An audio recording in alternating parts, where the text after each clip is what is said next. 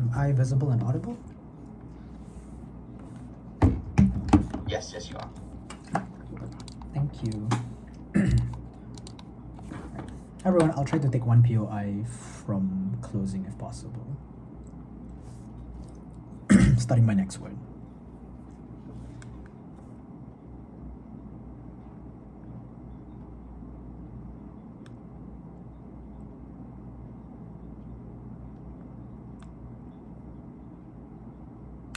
Imagine going through an existential problem your whole life, where your life is constantly in a state of threat, where you're constantly in a state of stress, where things like wars, things like threats upon your life because of your religion, your identity, or maybe your sexual orientation causes you to feel incredibly bad. Imagine this sort of problem that you face, one that becomes even worse when you're trying to go to a country or to a bunch of countries that mean to welcome you but still don't. We think in this debate, what we have to prove to you is that the policy of the EU Migration Pact is one that's largely going to affect the immigrants or refugees on a mental level, and we think this is more than enough to take this debate. Firstly, points of framing. We think Europe as a whole, or just the countries that are in the EU, has had a wave of right-wing nationalism over the last few years. This is due to, the main reason mostly is things like Euroscepticism, but also because of things like the refugee crisis that happened a few years ago, right? Where you had many different countries in Europe opening their borders to have to accept a lot more refugees. We think because of this, there were issues in terms of safety.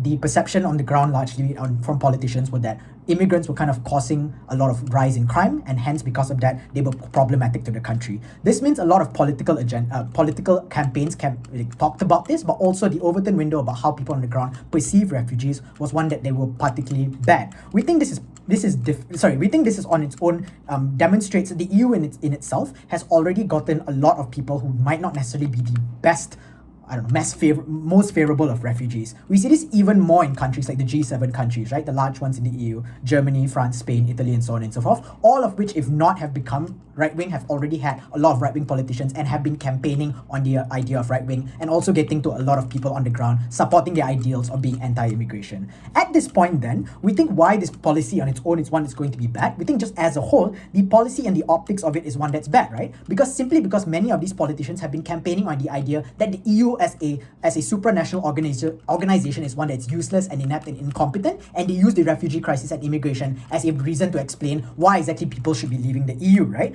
We think at the point at which you have this policy, it is one that's going to largely damage even more the reputation of these refugees. But secondly as well, I think even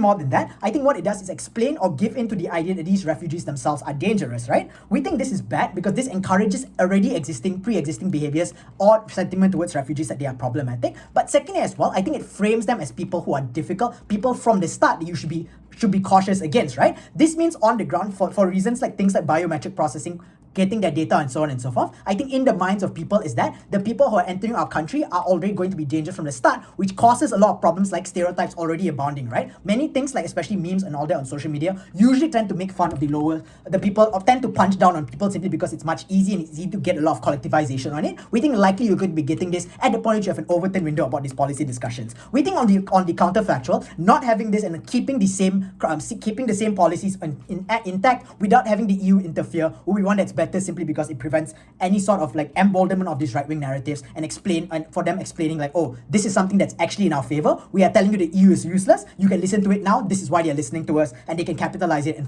further embolden their narratives. We think on a ground level, this is one that's going to be significantly harmful to the refugees simply because it disadvantages them from the start. I'll take closing.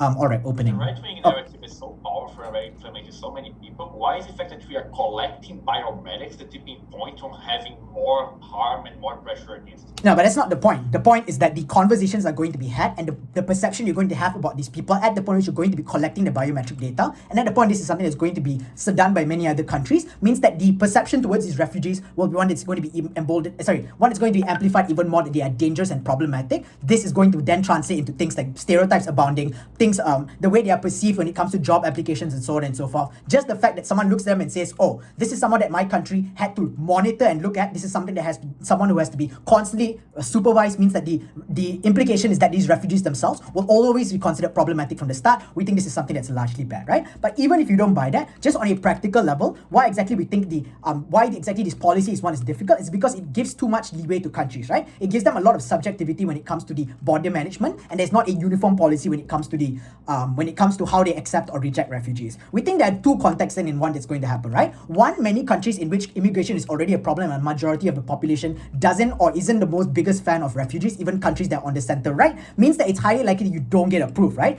This means that the refugees themselves do not get to enter the countries. They have to be sent back to the original country based on the info slide, which is then going to cause them to go through all the problems that they went through before, or even worse, given that many of these countries, many of them leave because of things like their sexuality, or maybe because they defected from a problematic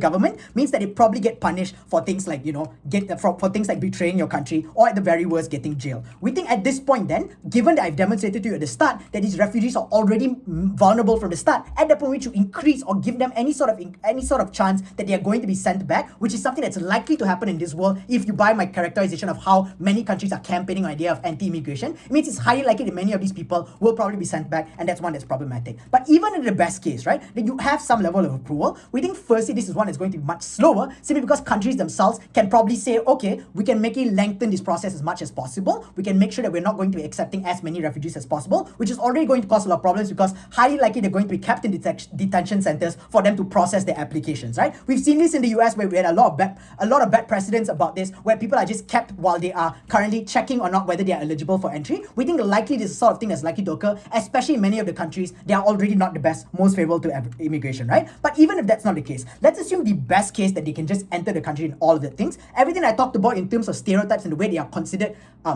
problematic by the society is one that's going to be abound. But secondly as well, we think likely the countries that choose to opt out are usually the larger, richer ones. Think countries like Germany and Italy, which I've demonstrated to you, have used to be the largest acceptors of immigrants in the past, and now probably want to reduce that. It means likely they would choose to contribute money instead of accepting these, choose to contribute money to other countries instead of accepting these refugees. The problem with is that many of the other countries who choose to accept it are in the minority, simply because they assume that the larger countries with the largest economies are able to take care of these immigrants, right? Even if money is donated to them, we think the sort of way they are able to take care of these the way they're able to take care of these refugees, it's one that's going to be significantly worse, right? Which means in the short term, you're just going to get a lot worse treatment of the refugees simply because these countries don't have the correct infrastructure or the capacity in order to take care of them. We think on the counterfactual, having the EU say, okay, this country has to take care of this particular group because of the capacity and your GDP and your economy and so on and so forth, we think this is a better way for these refugees. Given that these are the most important people and the only people we have to care about in this debate panel, you have to assume that status quo is enough. We tell you this policy is one that's going to be largely problematic.